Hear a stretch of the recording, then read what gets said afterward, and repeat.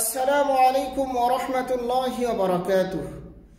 الحمد لله وحده والصلاة والسلام على من لا نبي بعده أما بعد. সম্মানিত দিনী ভাই বোন, আজ আমরা ঈমান বিধ্বংসী এমন এক আমলের কথা বলবো যা আমাদের সমাজে রয়েছে বহুল প্রচলিত। অনেক আলেম ওলামা, মুফতি, মাওলানা, মুহাদ্দিস তাদেরকে এটি শারঈভাবে ফতোয়া দিয়ে থাকেন এবং এটিতে তারা উদ্বুদ্ধ করে থাকেন।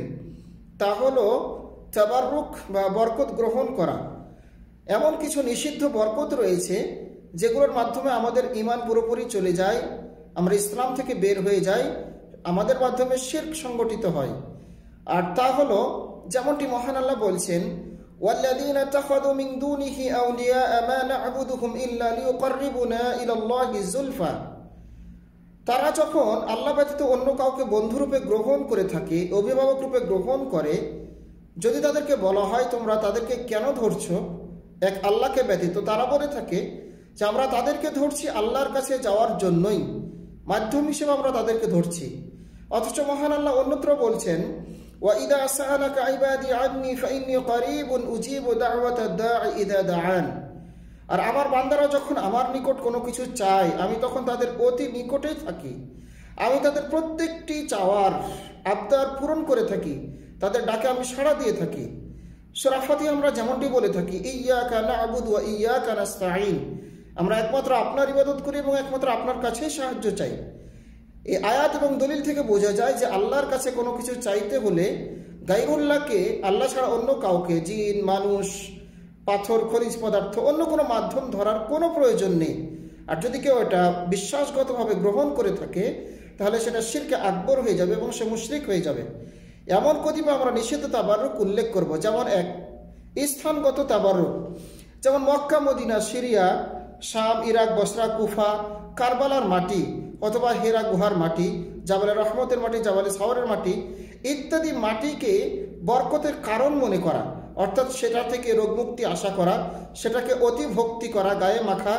রাসূল সাল্লাল্লাহু আলাইহি ওয়াসাল্লামের স্মৃতি বিজড়িত স্থানসমূহ যেমন হেরা পর্বতের গুহা রয়েছে, মক্কা মদিনার মাটিগুলো রয়েছে, সেগুলোকে গায়ে মাখা ইত্যাদি, এগুলো বরকতের কারণ মনে করলে সেগুলো হয়ে যাবে শিরক।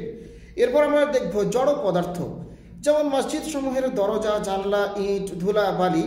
মসজিদের এগুলো গায়ে মাখানোর জন্য না, মসজিদ হচ্ছে সেখানে নামাজ আদায় করার জন্য, কোরআন তেলাওয়াত করার জন্য ইত্যাদি। অথবা মক্কা মদিনার পাথর রয়েছে, অথবা কাপড় রয়েছে, অথবা ধুলাবালি রয়েছে, সেগুলোর মাধ্যমে বরকত অর্জনের চেষ্টা করা। চাদর রয়েছে, অথবা বিভিন্ন মাজারে যে চাদর দেওয়া হয়ে থাকে সে মাজারের চাদরকে বরকতের কারণ মনে করা ইত্যাদি। এরপর আমরা দেখব যে খনিজ পদার্থ, যেমন কাবা শরীফের বা কাবার যে টাইলস রয়েছে, মার্বেল রয়েছে, ইট পাথর রয়েছে, সেগুলোকে বরকতের কারণ মনে করা, সেখানকার দেয়ালকে গায়ে মাখা, চুমু খাওয়া, ধুলাবালি গায়ে মাখা ইত্যাদি, এগুলো বরকতের কারণ মনে করলে শিরক হয়ে যাবে। মাকাম ইব্রাহিম আলাইহিস সালামের পদচিহ্নের যেই কাঁচ রয়েছে, গ্রিল রয়েছে, অথবা লোহা রয়েছে, সেটাকে গায়ে মাখা, চুমু খাওয়া, আদর করা, এগুলোকে বরকতের কারণ মনে করলে সেটা শিরক হয়ে যাবে। অথবা অষ্টধাতুর আংটি ব্যবহার করা ইত্যাদি, এগুলো ব্যবহার করলে শিরক হয়ে যাবে।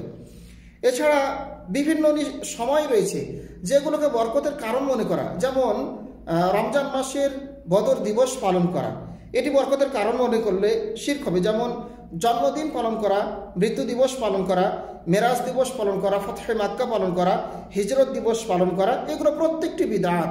রাসূল সাল্লাল্লাহু আলাইহি ওয়াসাল্লাম বলছেন, কুল্লু বিদআতিন দালালা ওয়া কুল্লু দালালাতিন ফিন্নার।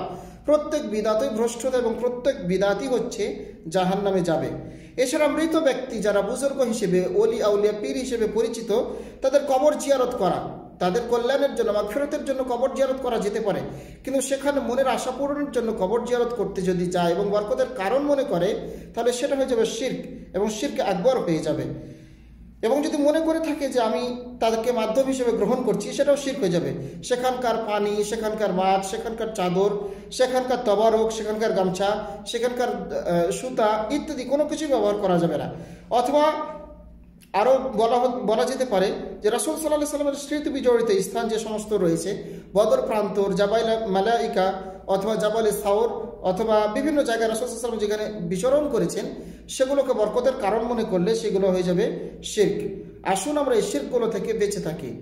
পৃথিবীতে সবচেয়ে দামি পাথর, পৃথিবীর সবচেয়ে দামি জায়গা যেখানে অবস্থিত হাজরে আসওয়াদের ব্যাপারে ওমর রাদিয়াল্লাহু তাআলা বলছেন, ওয়াল্লাহি ওয়াল্লাহি وعن ابن عمر رضي الله عنه قال إنه كان يقبل الحجر ويقول إني لا أعلم أنك حجر لا تضر ولا تنفع। আমি জানি যে তুমি একটা পাথর, তুমি কারো কল্যাণ অকল্যাণ করতে পারো না।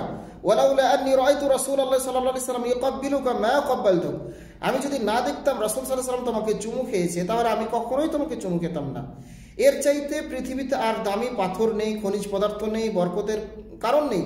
কেউ যদি এখানে একবার চুমু খায় তাহলে তার জীবনের সমস্ত গুনাহ মাফ হয়ে যায়, এখানে দোয়া কবুল হয়। এর ব্যাপারে ওমর রাদিয়াল্লাহু তাআলা বলছেন যে তার নিজস্ব কোনো ক্ষমতা নেই, যেহেতু রাসূল সাল্লাল্লাহু আলাইহি ওয়াসাল্লাম তাকে চুমু খেয়েছে তাই আমিও তাকে চুমু খাচ্ছি।